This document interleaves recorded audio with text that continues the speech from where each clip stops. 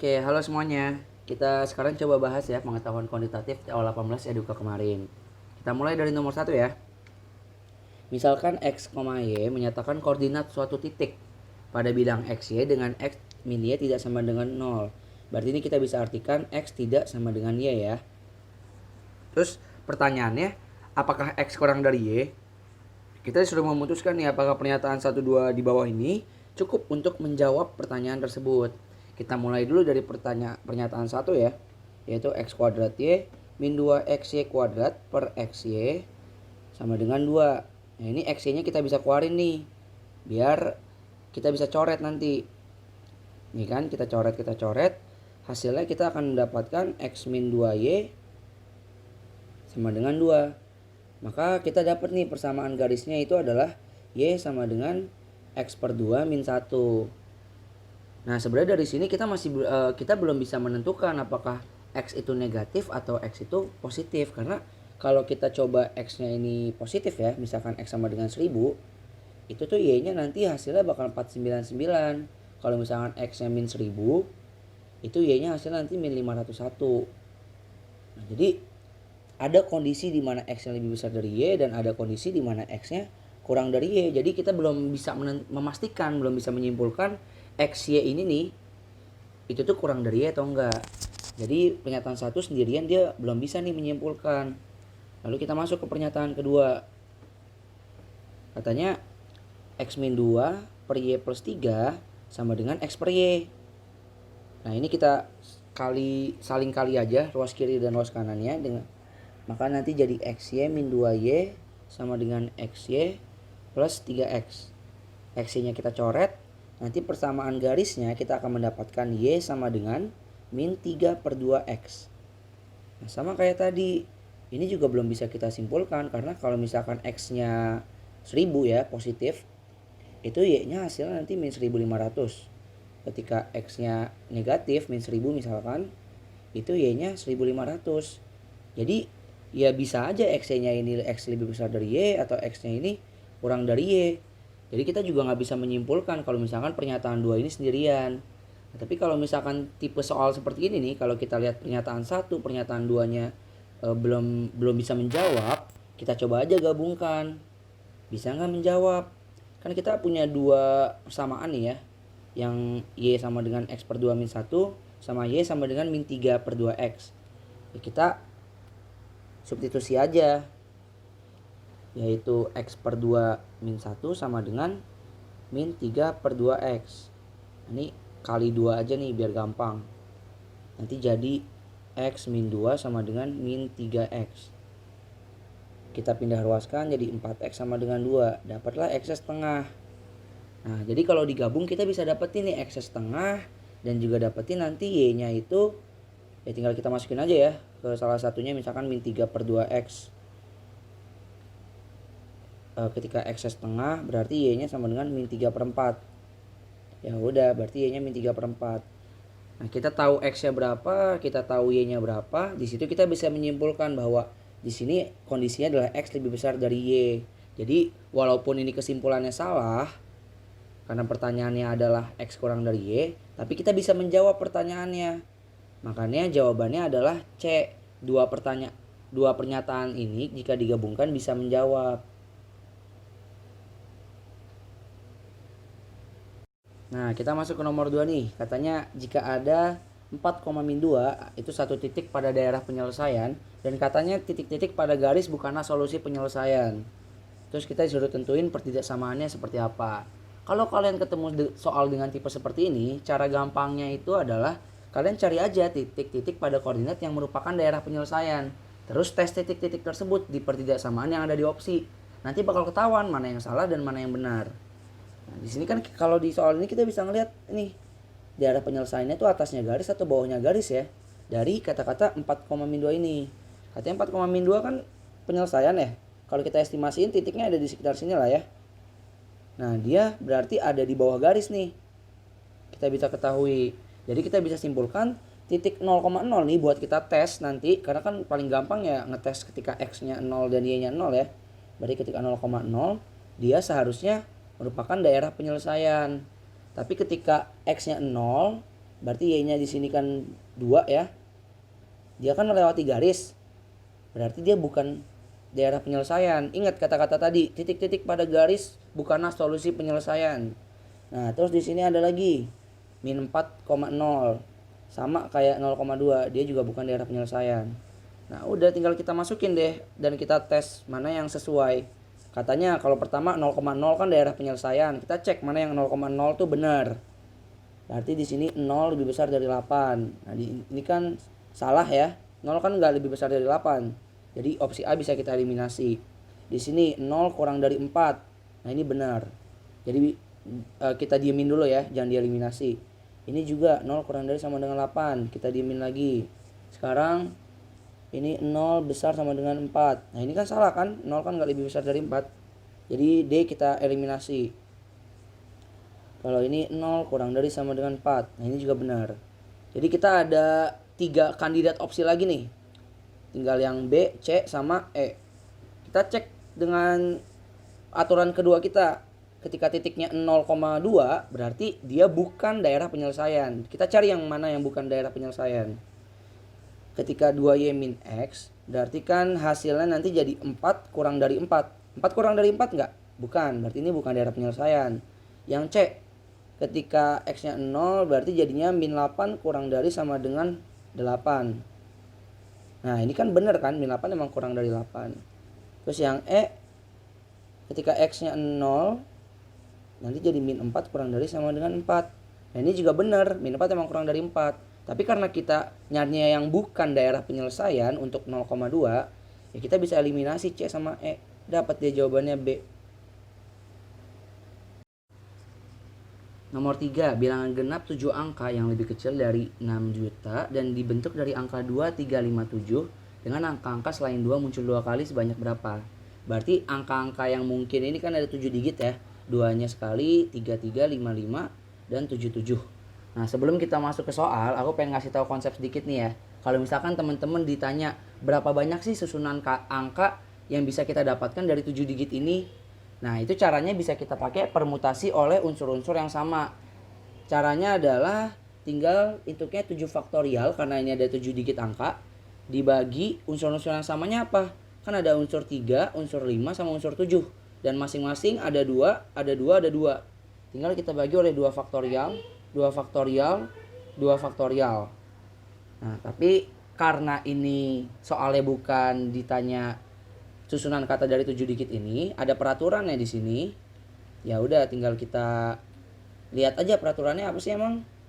Katanya bilangan genap. Nah, dari 7 angka ini kalau misalkan bilangan genap, pastinya angka belakangnya pasti 2 dong. Gak mungkin 3, 5, 7. Nanti udah jadi bilangan ganjil. Berarti sisa yang kita puter-puter tinggal 6 angka nih susunannya. Nah, tapi katanya angkanya lebih kecil dari 6 juta.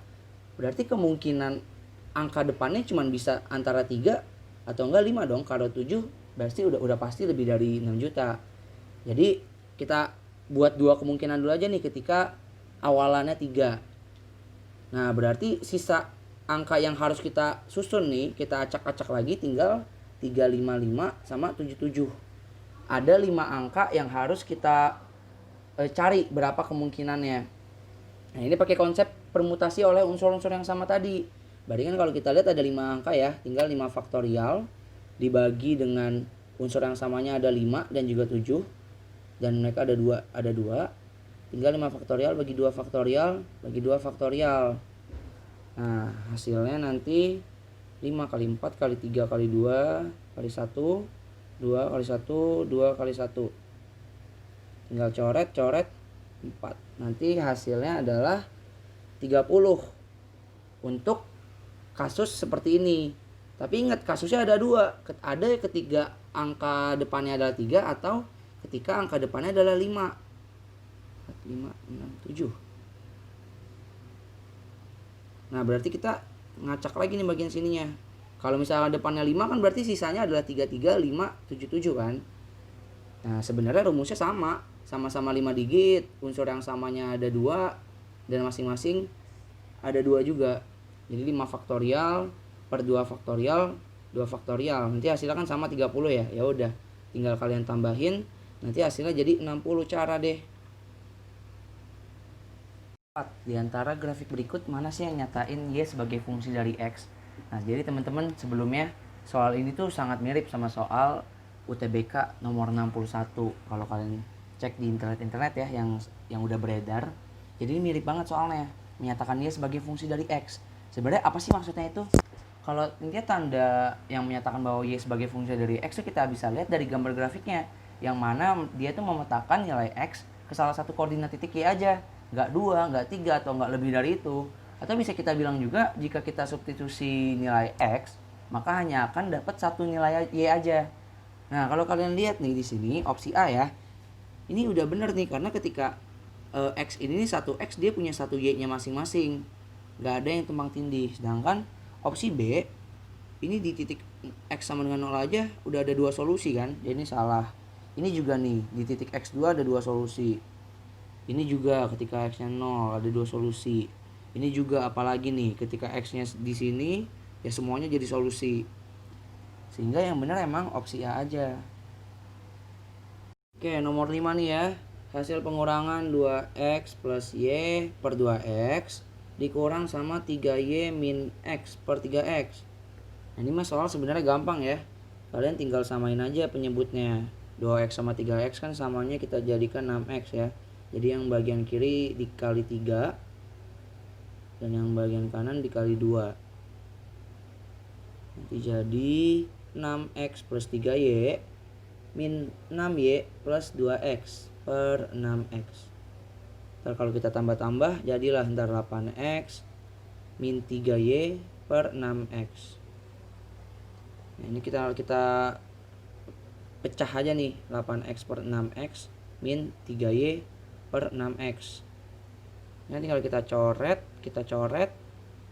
jadi 4 per 6 4 per 3 min 3Y per 6X. Perlu disederhanain lagi nggak? Ya sebenarnya kalau perlu silahkan disederhanakan, tapi karena opsi yang ada ini jawabannya adalah 4 per 3 min 3 per 6X, ya udah berarti ini udah jadi jawabannya kan yang di E.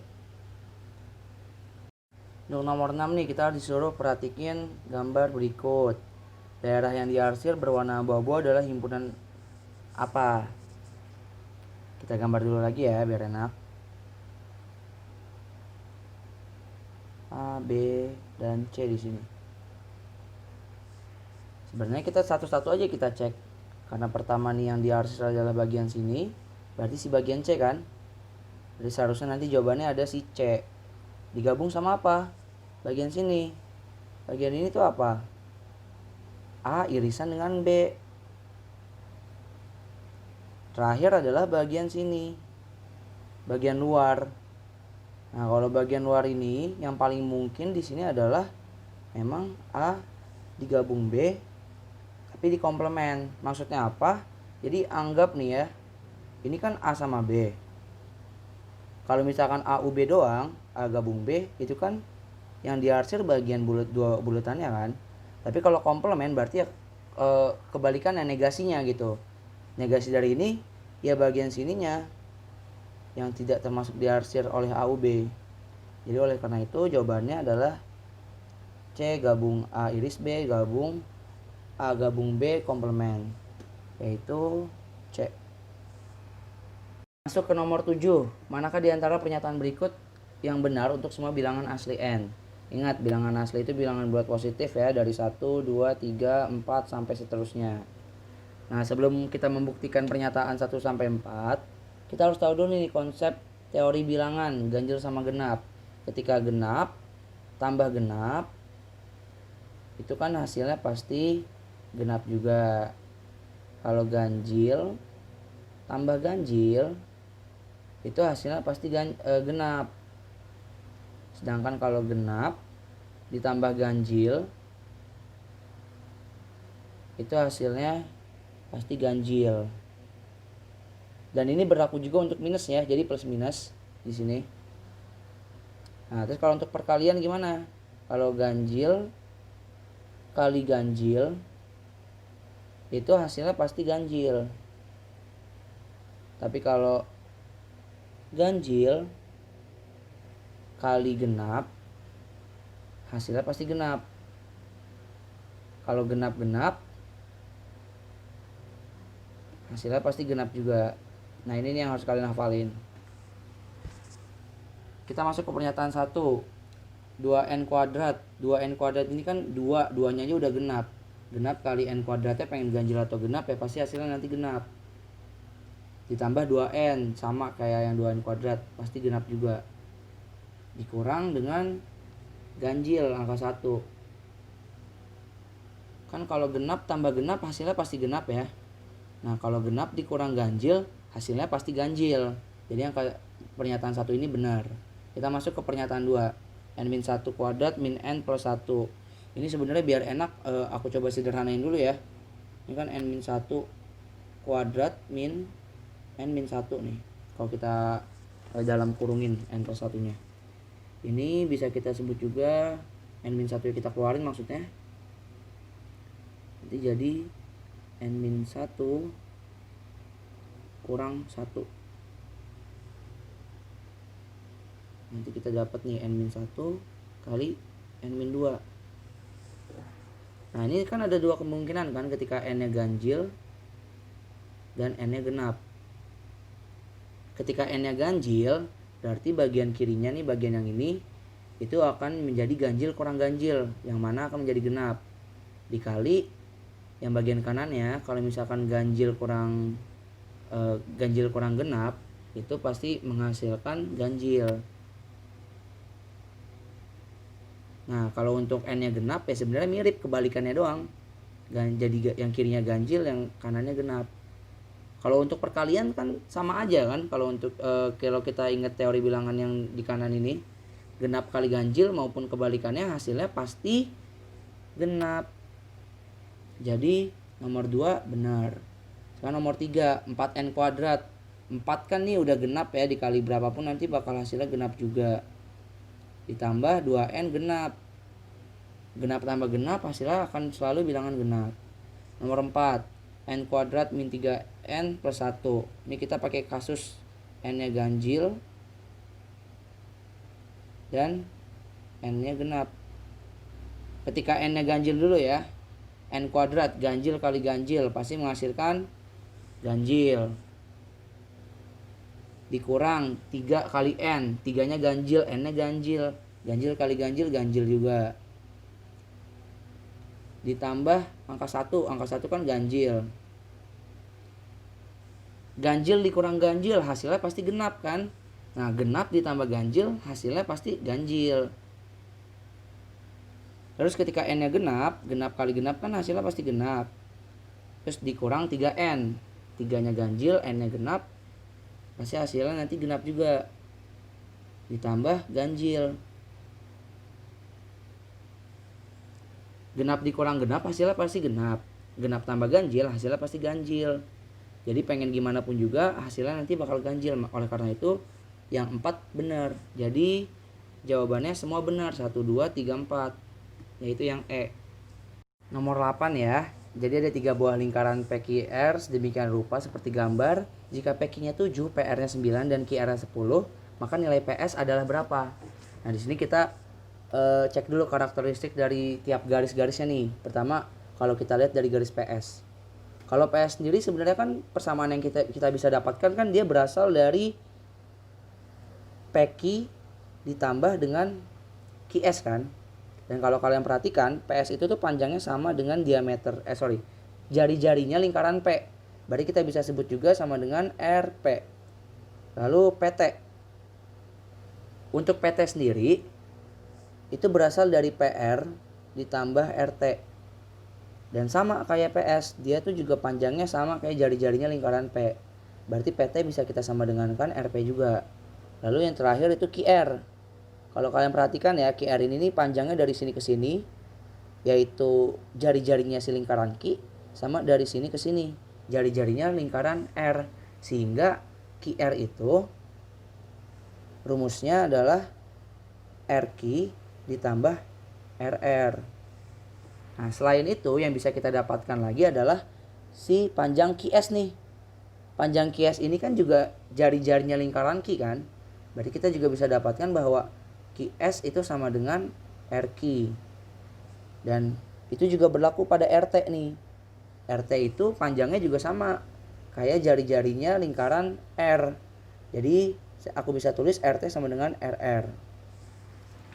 Nah ya udah, dari sini kita cek aja dari yang kita ketahui kan PQ ya, kita pakai persamaan yang pertama, yang PS, yaitu RP sama dengan PQ plus QS. Ini QS nya langsung kita ganti jadi RQ aja ya, RQ, dan PQ nya langsung kita substitusi aja dari sini.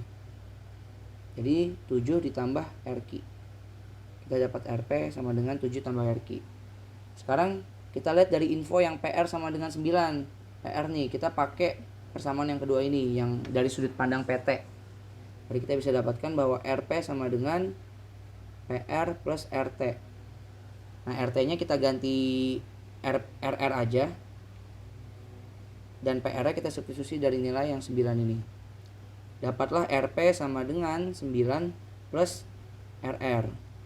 Nah dari dua persamaan ini kita bisa samakan RP sama dengan RP. Berarti kita dapatkan 7 plus RQ sama dengan 9 plus RR. Nah kalau gitu kita bisa dapatkan RQ itu sama dengan 2 plus RR. Nah dari sini kita bisa lihat lagi dari persamaan ketiga nih, yang dari sudut pandang QR. Katanya kan QR itu sama dengan RQ plus RR kan. Nah ini tinggal kita substitusi nih nilai QR. Jadi kita dapatkan 10 sama dengan RQ plus RR. Nah RQ nya tinggal kita substitusi ke sini deh.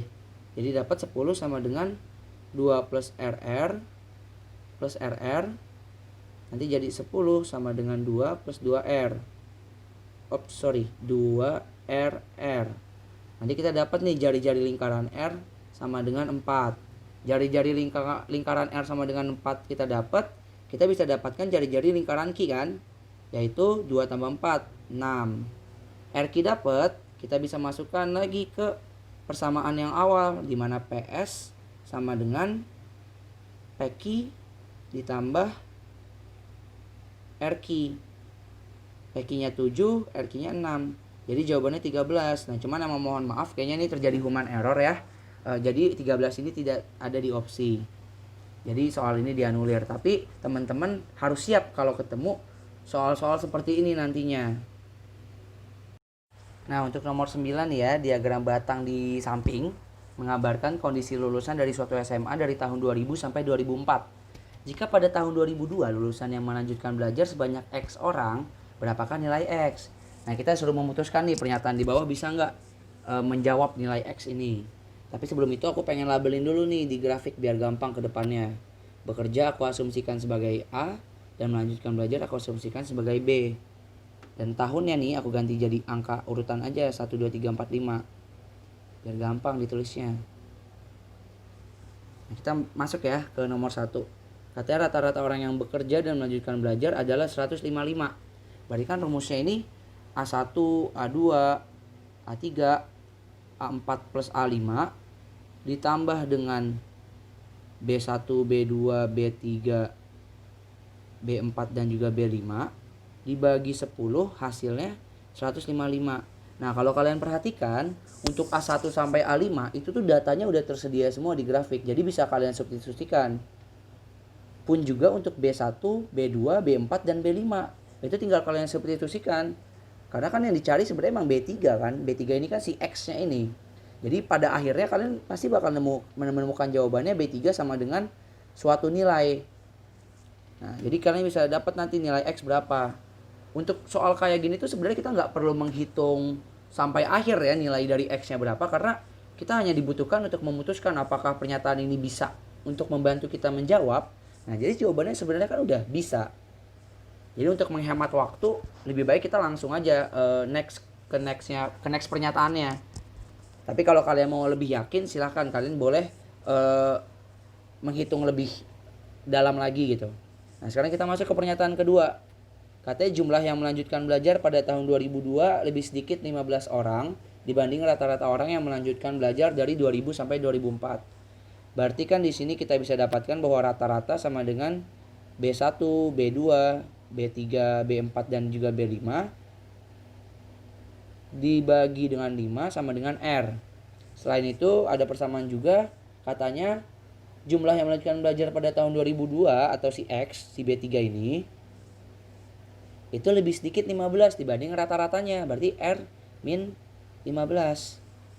Nah sebenarnya karena B1, B2, B4 dan B5 ini kalian bisa substitusikan dari grafik, nanti kalian bisa substitusi nilai R aja nih dari sini. Dapatlah nanti B3 sama dengan B1 plus B2 plus B3 plus B4 plus B5 per 5 dikurang 15. Nanti dihitung-hitung kalian substitusikan B1, B2, B4 sama B5 nya, pasti kita bakal dapat nilai B3 nya suatu nilai, pun juga X nya berarti. Nah jadi tanpa kita harus menghitung panjang-panjang, menghitung lebih dalam, ya kita udah bisa menjawab bahwa pernyataan 2 bisa membantu. Jadi jawabannya adalah pernyataan 1 cukup, pernyataan 2 pun cukup. Organisasi yang terdiri dari 8 jabatan akan dibentuk 7 siswa laki-laki, dari 7 siswa laki-laki dan 6 siswa perempuan. Nah, katanya jika jabatan itu terdiri sekurang-kurangnya 6 siswa laki-laki, maka banyaknya cara menyusun kepanitiaan tersebut adalah, nah ini yang harus digarisbawahi nih, sekurang-kurangnya 6 siswa laki-laki. Berarti kalau 7 siswa laki-laki boleh kan? Kalau 8 siswa laki-laki boleh? Boleh, tapi nggak bisa karena sumbernya aja cuma 7 siswa laki-laki kan. Nah jadi caranya gimana? Kita bagi kedua kasus saja. Ketika laki-lakinya ada 6, berarti kan perempuannya ini akan ada 2 kan. Nah kalau kasusnya seperti ini, berarti kita bisa memakai kombinasi dari 6, 7, yaitu ngambil 6 laki-laki dari 7 siswa laki-laki dikali kombinasi 2, 6. Kita ngambil 2 perempuan dari 6 perempuan. Nah, kalau ini hasilnya adalah 7 faktorial per 6 faktorial 1 faktorial dikali 6 faktorial 4 faktorial 2 faktorial, coret nanti pokoknya hasilnya jadi 105 kemungkinan. Sekarang kita masuk ke kasus 2 ketika laki-lakinya 7 dan perempuannya 1. Nah kalau kasusnya gini kan kita ngambil 7 dari 7 kan. Kombinasi 7 dari 7 dikali kombinasi 1 dari 6. Karena kita cuma ngambil 1 ceweknya kan.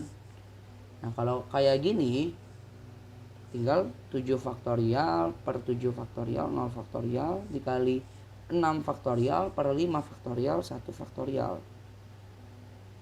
Nah coret pokoknya nanti hasilnya adalah kemungkinannya 6. Jadi ada 105 kemungkinan ditambah 6 hasilnya adalah 111 kemungkinan. Jawabannya yaitu C. 11 katanya ada sebuah deret tak hingga 1 plus 2P plus P kuadrat plus 2P pangkat 3 dan lain-lain. Untuk mutlak P kurang dari 1 ditanya jumlah deretnya pada akhirnya berapa. Oke, ingat konsep rumus dari deret tak hingga adalah S tak hingga sama dengan A per 1 min R. Nah sebenarnya untuk soal ini sebenarnya yang sulit adalah kalian harus ngeh bahwa deret ini sebenarnya bisa kita bagi 2 lagi loh. Karena kalau kita tambah kayak kita terus ini kan 2P P kuadrat plus 2P pangkat 3 plus P pangkat 4. Berarti nextnya itu 2P pangkat 5, P pangkat 6 dan seterusnya. Nah ini kita bisa bagi 2 deretnya biar sesuai dengan pola geometrinya gitu, rasionya. Kita bagi 2 yang gini, ini kan mirip-mirip semua nih. 1 plus P kuadrat plus P pangkat 4 plus P pangkat 6. Sehingga kita dapatkan rasionya ini adalah P kuadrat dan A-nya itu 1. Sehingga S tak hingganya 1 per 1 min P kuadrat. Nah, ini kita simpan dulu. Terus yang kedua, pola deret yang selanjutnya yaitu 2P plus 2P pangkat 3 plus 2P pangkat 5 dan seterusnya. Di sini kita juga bisa mendapatkan bahwa rasionya juga P kuadrat. Karena setiap next bilangannya itu dikali P kuadrat. Tapi yang beda adalah A-nya. Di sini A-nya adalah 2P. Maka dari situ kita bisa mendapatkan S tak hingga sama dengan 2P per 1 min P kuadrat. Nah, ini S tak hingga yang pertama, ini S tak hingga yang kedua. Tinggal kita tambahin aja S tak hingga yang pertama ditambah S tak hingga yang kedua, yaitu 1 per 1 min P kuadrat ditambah 2P per 1 min P kuadrat. Ini kan sama ya penyebutnya. Jadi kita bisa langsung sederhanakan aja jadi 1 plus 2P per 1 min P kuadrat. Jadi jawabannya E. Nah, untuk nomor 12 nih kita disuruh nyari nilai X dari persegi ABCD. Berarti kalau persegi kan sisinya nih kita tulis S aja ya. Ini S, atasnya juga S, bawahnya juga S. Nah, kalau kita pengen nyari nilai X ini nih, berarti sebenarnya kan S itu tuh sama ya dengan X ditambah tingginya si segitiga. Berarti kalau kita pengen mengetahui nilai X, kita harus tahu sisinya berapa dan tinggi segitiganya berapa. Ini yang kita cari. Pertama, yang bisa kita ketahui itu adalah luas dari persegi ABCD. Luasnya kan ya udah tinggal kalian tambahin aja nih. 1, 2, sama 3. Dapat deh luasnya sama dengan 6 cm kuadrat. Luas itu kan rumusnya sisi kali sisi kan, atau sisi kuadrat.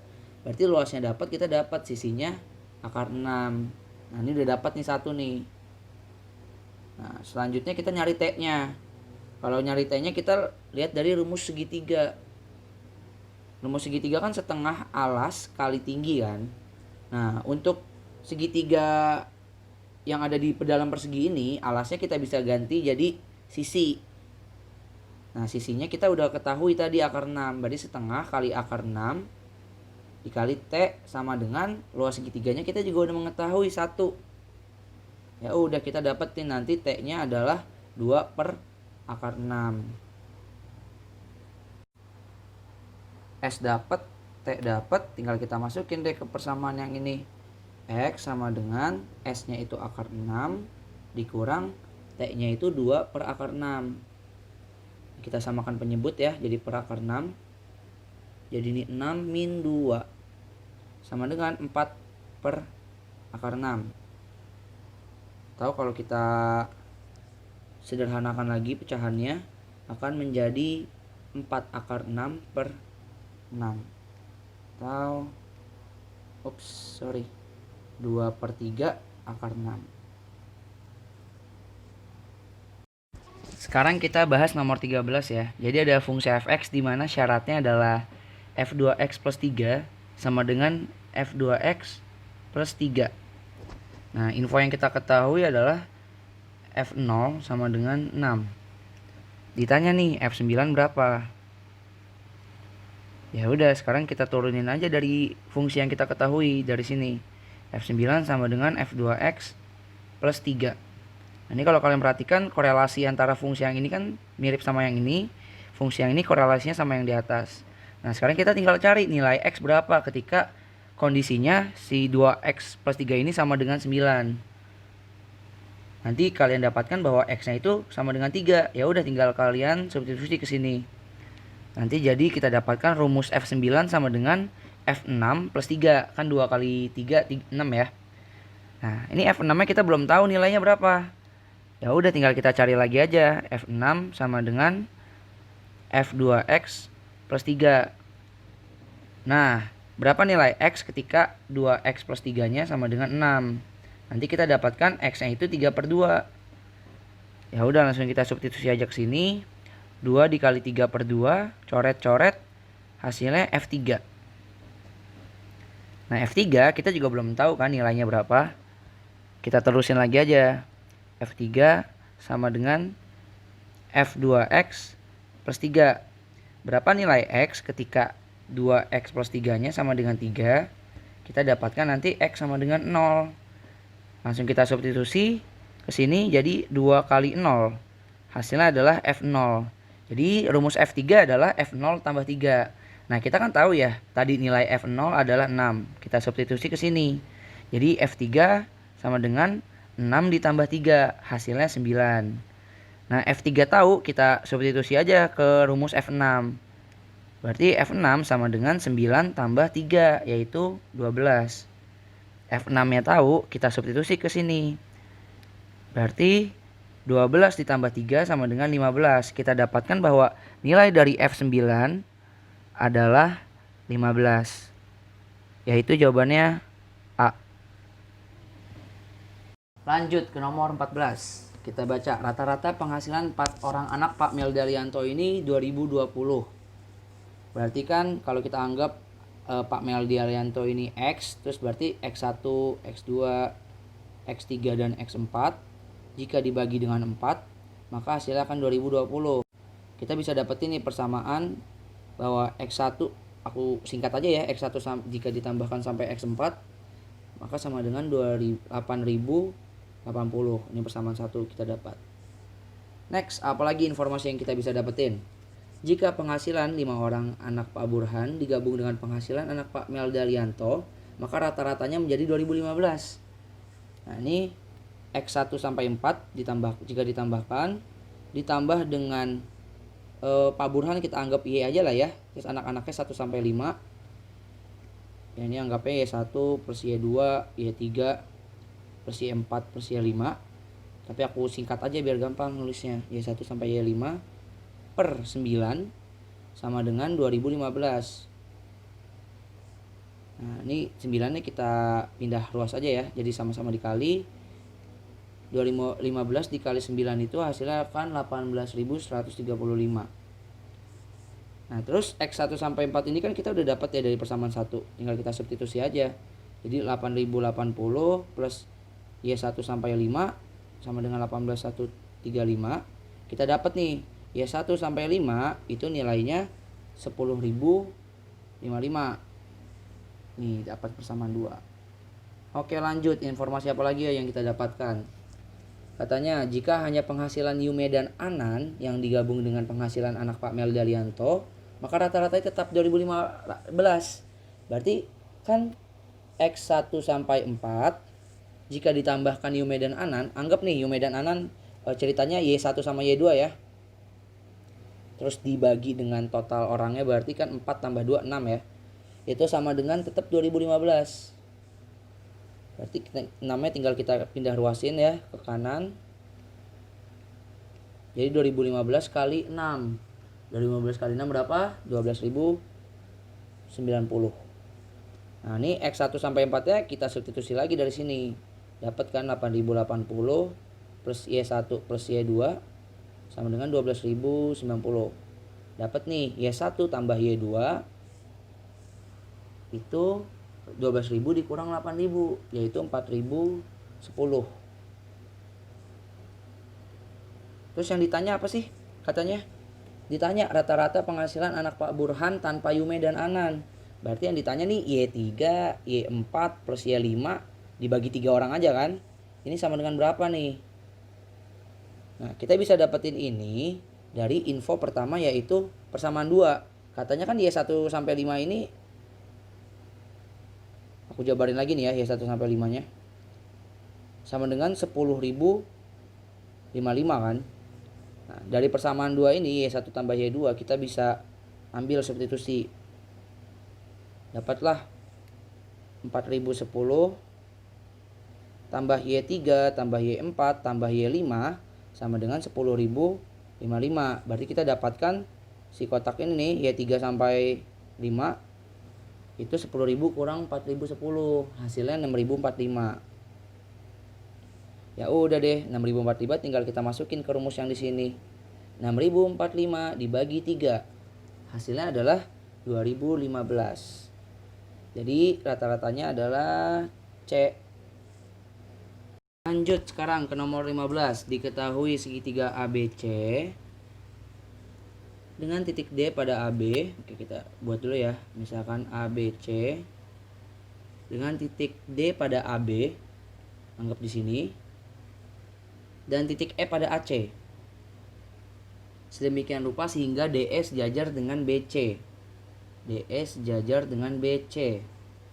Jika BC sama dengan 6, DE sama dengan 1, AE sama dengan X, dan EC sama dengan X kuadrat plus 4.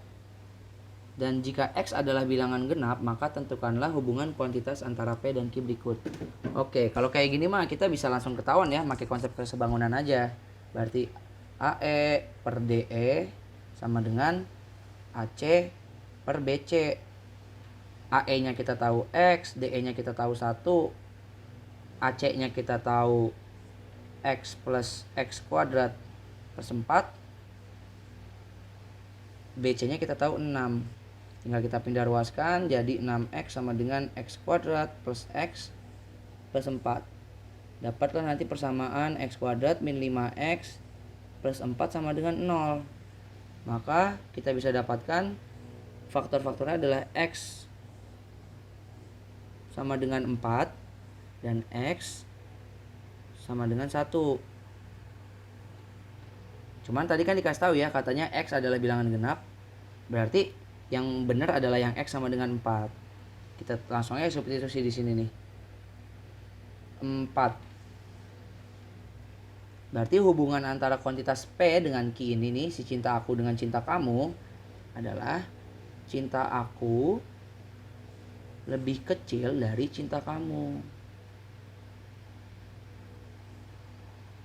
Kita masuk sekarang ke nomor 16. Ini udah mulai pakai bahasa Inggris. Jadi siap-siap ya. Ini tentang probabilitas. A box contains the serial numbers of participant 1 sampai 10. If the class representative draws 3 serial numbers at once for the class members, the probability that there are at least 2 even serial numbers drawn is. Jadi intinya gini. Ada 10 anak di kelas, mereka dapetin nomor seri satu-satu tuh orang. Ada yang dapat 1, ada yang dapat 3, ada yang dapat 5 dan lain-lain. Terus pengen diambil 3 serial number, 3 nomor dari kotak yang isinya ada 10 nomor itu untuk jadi representatif di kelas tersebut, pengurus kelas tuh. Nah, ditanya nih probabilitas atau peluang yang bisa terjadi ketika yang two even serial numbers. Jadi yang keluar ini angka genap gitu. Jadi kita bisa bagi pakai 2 kasus ya. Kasus pertama itu ketika 2 genap, 1 ganjil. Nah, kalau 2 genap 1 ganjil, kita berarti ngambil ya pakai kombinasi bisa. Kita ambil 2 dari 5 bilangan genap. Kan kalau dari angka 1 sampai 10 ada 5 bilangan genap kan. Dikali dengan kita ngambil 1 ganjil, C1 5. Kita tulis di sini aja lah ya. C2 5, C1 5. Ditambah dengan kasus ketika 3-3-nya genap. Ya udah, kalau 3-3-nya genap kan tinggal kita ambil 3 dari 5 kan, C35. Dibagi dengan semestanya. Semestanya ini kan dia ngambil 3 number dari 10 angka kan. Ya udah, nanti hasilnya yang bagian sini kalau kalian hitung itu hasilnya akan 50. Bagian sini hasilnya akan 10. Bagian sini 120. Jadi hasilnya 60 per 120 sama dengan setengah, yaitu E. Oke, kita lanjut ke nomor 17. Jika ada garis L di XY plane, ini maksudnya bidang XY, melewati titik 3,1 dan titik 6,2. Kita disuruh cek di antara 1, 2, 3, 4 ini mana pernyataan yang benar. Oke, sebelum kita ngecek pernyataannya, kita buat dulu nih persamaan garisnya seperti apa. Kalau rumusnya persamaan garis dari 2 titik kan seperti ini nih ya. Y min Y1, Y2 min Y1, X min X1 per X2 min X1. Ya udah, tinggal kita substitusi aja ya dari info yang kita miliki. Berarti Y min 1 per 2 min 1 sama dengan X min 3 per 6 min 3. Nanti dapat kita Y min 1 per 1, X min 3 per 3. Tinggal kita pindah ruaskan jadi 3Y min 3 sama dengan X min 3. Ini coret. Nanti kita dapat persamaan garisnya adalah Y sama dengan 1 per 3 X. Nah, kalau kalian perhatikan kan bentuk persamaan garis tuh Y sama dengan MX plus C kan. Berarti kondisinya kalau di sini M-nya itu adalah 1/3, C-nya itu 0. Nah, itu info yang bisa kita jadi acuan buat nantinya. Oke, kita masuk ke pernyataan. Katanya line 6Y plus 2X plus 5 ini paralel with garis L. Paralel itu maksudnya sejajar ya. Berarti kan kalau sejajar, ciri-cirinya adalah M1 sama dengan M2 kan. Gradiennya sama. Kita cek aja nomor 1 ini gradiennya berapa. Kalau kita ubah jadi bentuk Y sama dengan MX kan kita dapatkan nanti jadi sepertiga X plus 5/6. Nah gradiennya juga sepertiga. Ini juga sepertiga, sama. Berarti nomor 1 benar. Kita cek nomor 2. The line perpendicular to line L has the gradient of M sama dengan min 3. Katanya kalau misalkan perpendicular nih tegak lurus ya maksudnya. Has gradient M sama min 3. Bener nggak? Kan ciri-cirinya tegak lurus tuh M1 kali M2 sama dengan min 1 kan. M1 nya 1/3. Kita bisa dapatkan M2 nya sama dengan min 3. Jadi kalau tegak lurus gradiennya min 3. Jadi nomor 2 benar. Nah nomor 3. Line L pass through point 0,0. Jadi seharusnya kalau misalkan ini benar, kalau kita substitusikan X nya 0, Y nya harus 0 kan jawabannya. Ya kita coba aja nih masukin di persamaan garis yang kita punya. Ketika X nya 0 berarti kan 1/3 kali 0. Y nya juga 0. Berarti nomor 3 benar. Nah nomor 4. Garis L intersects the x-axis. Maksudnya berpotongan di sumbu X. Nah ini pasti berpotongan karena kan bakal kena nih nanti di sini nih. Berarti berpotongan di sumbu X sama dengan 0. Jadi nomor 4 benar. Alhasil jawabannya adalah 1, 2, 3, 4 benar, yaitu semuanya benar. Kita masuk sekarang ke nomor 18. Di sini disebutkan for any integer x, di mana integer kan berarti bilangan bulat ya.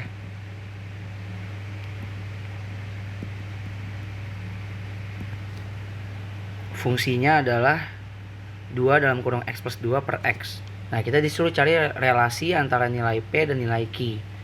Nah, kalau kalian perhatikan, nilai P ini 6/2 ini kan 3 ya, berarti $3. Berarti X-nya itu 3.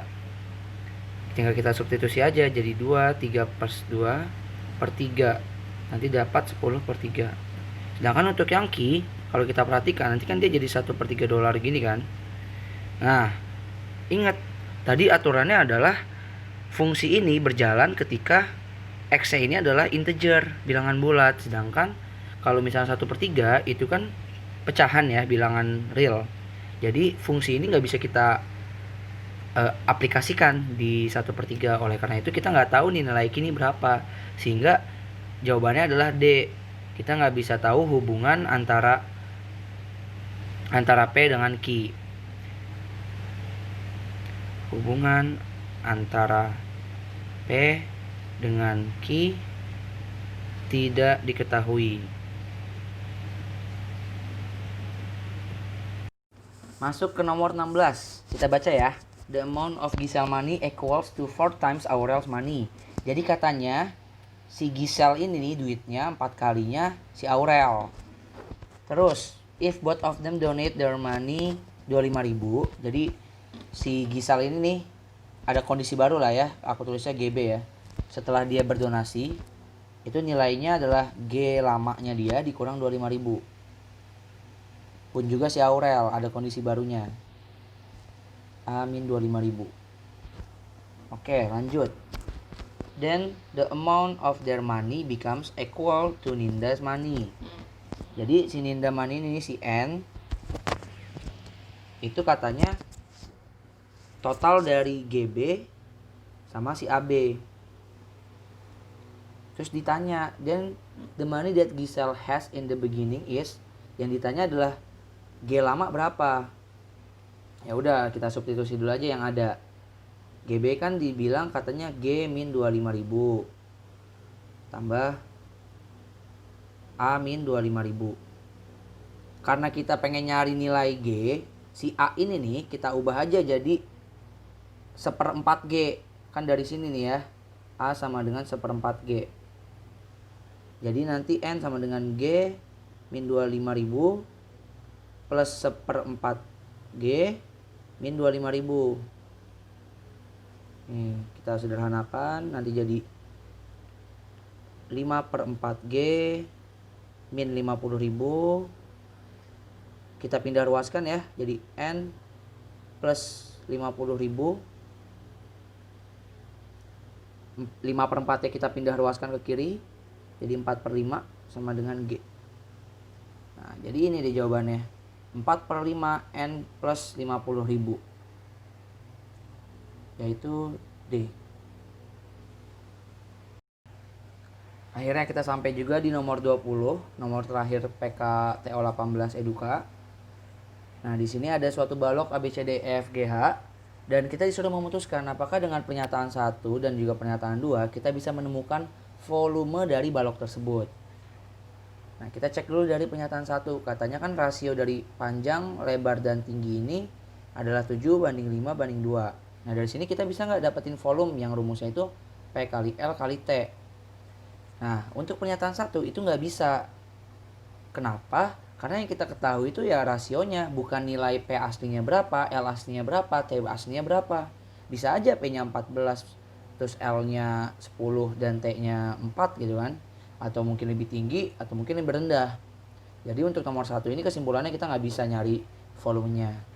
Sekarang kita masuk ke nomor 2. Katanya surface area, nih luas permukaan dari tiap sisinya, itu ada 7 cm kuadrat, 20 cm kuadrat, dan 35 cm kuadrat.